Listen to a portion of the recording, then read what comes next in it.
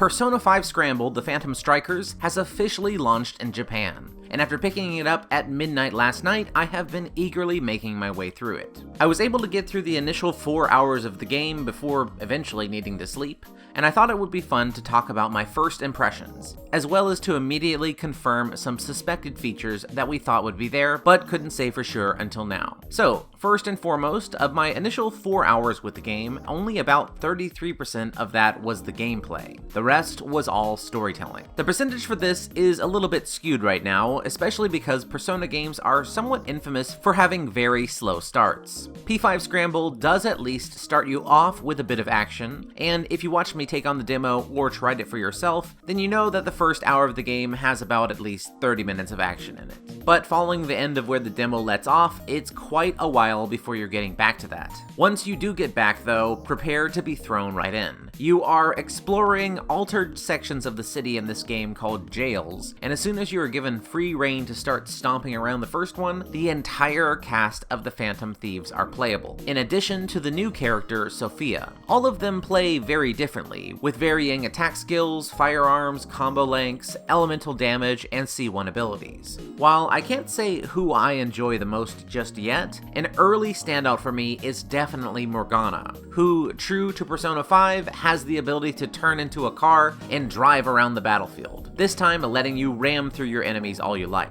Speaking of battlefields and enemies, as you can probably tell from the gameplay, this is not really a Battlefield Musou type of game. Exploring the jails feels more like exploring the palaces in Persona 5, with you needing to touch or sneak attack an enemy in order to initiate combat. Now, instead of going into a JRPG battle, lots of shadows will simply pour out of the foe, and you'll have a Warriors-style mini-battle instead. While it wasn't available in the initial hour from the demo, I am utterly pleased to report that you can immediately start switching which character you use at the tap of a button, as well as keep playing as that character when you go back to the exploration maps. In other words, Haru can now get all the screen time she deserved. When you are actually playing the game, the continual launching into miniature battles like this has made me notice that the speed of the gameplay in general is a whole lot faster than most Warriors titles. Just as I thought in the demo, I would say that normal difficulty feels a little bit on the easy side, but at the same time I also had some fights with mini-bosses that really kicked my ass, so I'm not quite sure if I want to put it up to hard just yet. I have been playing the PlayStation 4 version on a standard PS4. I don't own a Pro. And I do have to say that the game still runs beautifully. Like Fire Emblem Warriors, there is the option in the menu for choosing between graphics mode and frame rate mode. I played a lot with both of these, and I honestly haven't noticed that much of a difference. Story scenes and moving around the normal world have looked the same in both, at the highest quality and frame rate. But in the actual battles, I have been searching for differences, and I haven't really seen too many of them.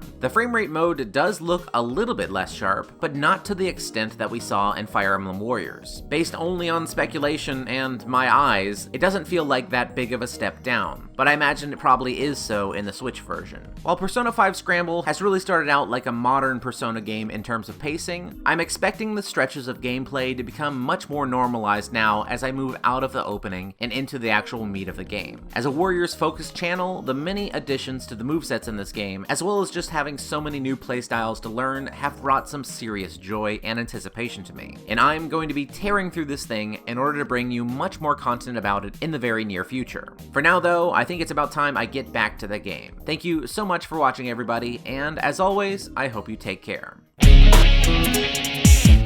Special thanks to my Grand Commander patrons Connie Reed, DW7 Still Rules, Rarthorn, True Tactician, Radiant Archiver, Henry Gutierrez, Minute Rice, and Ignis Isel, as well as to all of my other Patreon supporters. Thank you all very much.